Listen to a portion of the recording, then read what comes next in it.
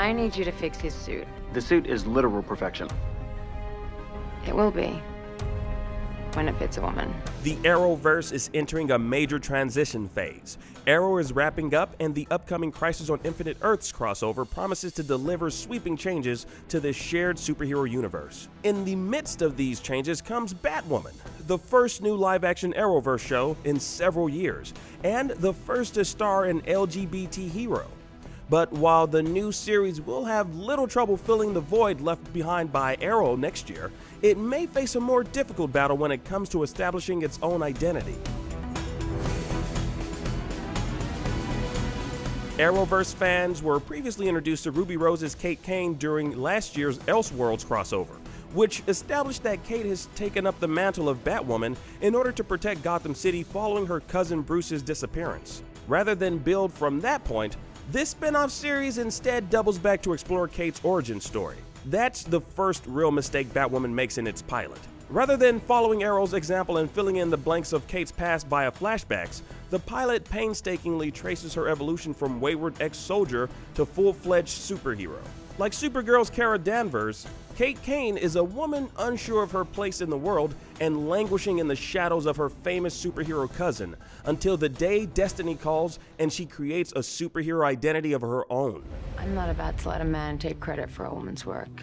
That formula still works well enough, but it's one that results in a fairly predictable start for the series. It doesn't help that the series is so front-loaded with new characters. Where Kate was portrayed as a lone crime fighter in Elseworlds, here she has a full roster of allies, enemies, and estranged family members. For the most part, these characters tend to fall into familiar Arrowverse molds. But the pilot never spends enough time with any of the new characters for them to really stand out on their own. The series may have done well to space out these introductions over the course of multiple episodes. The one major exception to the formulaic supporting cast is Sophie Moore, Megan Tandy, a key figure from Kate's past who now works for Kate's father's private security firm. The tension that results from Sophie being torn between her history with Kate and her current boss immediately helps viewers become invested in her story and her strained relationship with Kate.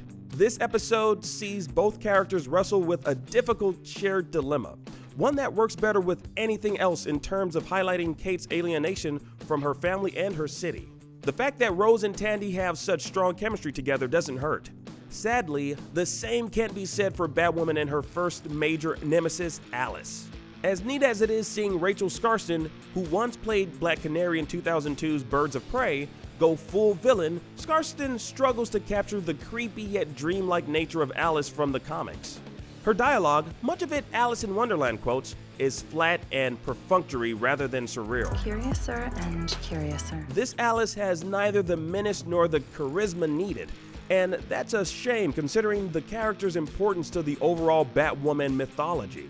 In terms of the general look and feel at least, Batwoman does a better job of standing apart from the rest of the Arrowverse. Not since Arrow Season 1 has a series drawn so much obvious stylistic inspiration from Christopher Nolan's Batman trilogy.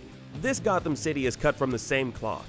Less stylized, gothic wonderland, and more decaying urban metropolis. In fact, portions of the episode were filmed in Chicago, which helps prevent Gotham from simply looking like a more dimly lit version of Star City and Central City. Certain key scenes even play like direct homages to The Dark Knight. Batwoman also borrows from the franchise in terms of its fight scenes, which tend to be shorter and more brutal than the heavily staged battles in Arrow. Find your own way. While Batwoman shines a welcome spotlight on one of Arrowverse's most recent superhero editions, the series cycles through too many familiar tropes in its first episode. The series' first major villain disappoints, and much of the supporting cast come across as rehashes of other Arrowverse favorites. Still, the new series looks and sounds great, and there's just enough spark when it comes to the Kate Kane / Sophie Moore dynamic to suggest that the series can grow into something more. As the latest addition to the Arrowverse, Batwoman doesn't stray far from the beaten path. For more reviews, check out what we thought of Batman Hush and The Lion King. And as always, be sure to follow and subscribe wherever you like to watch IGN.